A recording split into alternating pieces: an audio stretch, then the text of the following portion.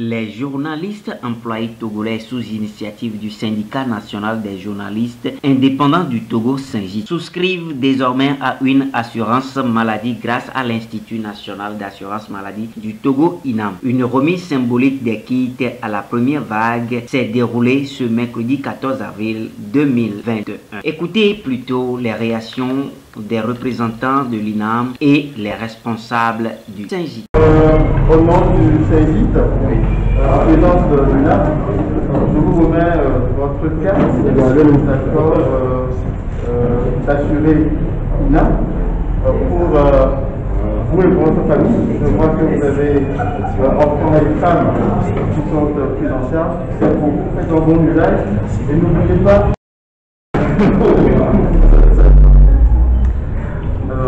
Monsieur le secrétaire général du camarade général du Syngi, chers camarades membres du Syngi, madame, monsieur les représentants de l'INAM,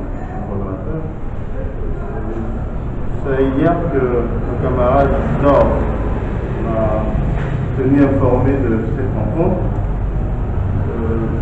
Sur le principe, j'étais censé être en déplacement aujourd'hui, mais il a souhaité que je puisse être là, donc j'ai jugé opportun, vu l'intérêt que je porte à ce sujet, d'être présent. Vous savez que l'assurance maladie, je veux dire, des journalistes, surtout du privé, a toujours été pour moi une préoccupation particulière.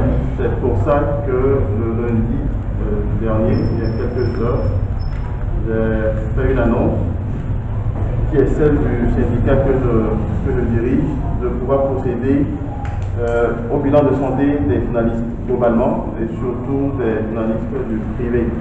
Donc le projet a été quasiment rédigé, il est en train d'être peaufiné. Nous allons rencontrer dans les jours à venir toutes les organisations de presse, aussi bien patronales que syndicales que associatives, pour essayer de voir comment nous pouvons mener à bien ce projet.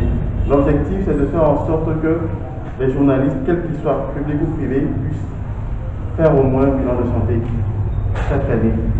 Le drame que nous avons dans notre pays, c'est que nous estimons que faire un bilan de santé, c'est seulement lorsqu'on est malade qu'on le fait. Non. Le bilan se fait pour savoir comment on va. Et médicalement parlant, il est recommandé d'en faire au moins une fois par an pour savoir. Et une fois qu'on sait, on peut planifier, prévenir et anticiper sur les choses.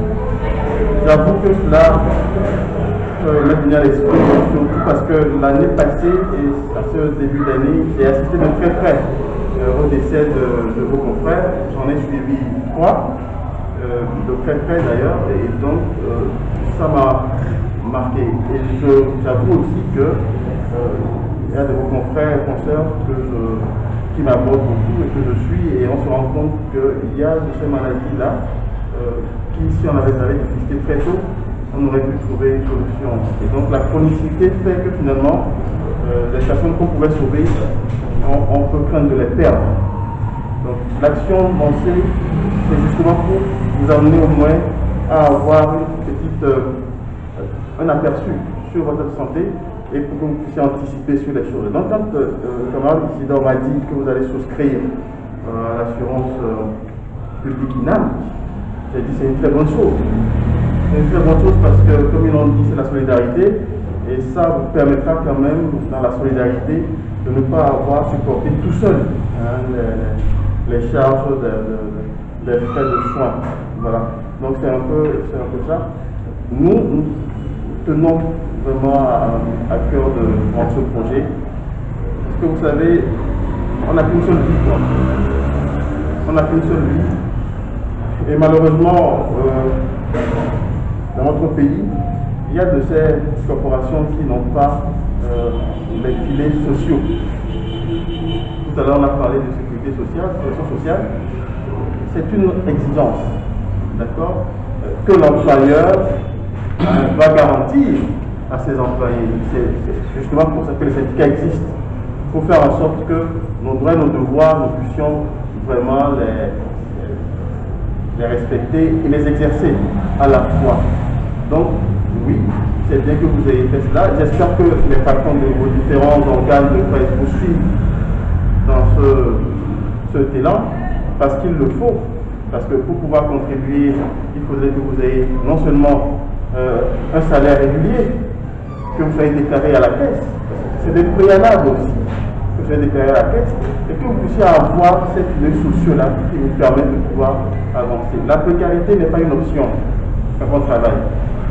On doit même oublier la précarité. On ne peut pas travailler et vivre dans la... Non, ce n'est pas possible. Le travail apporte à celui qui l'exécute, hein, au minimum, un épanouissement. Et la santé. Donc forcément, c'est deux choses qui vont nous faire. Maintenant, j'ai écouté en passant quelques parties de l'intervention du coordonnateur et de madame la chargée de clientèle de l'INAM.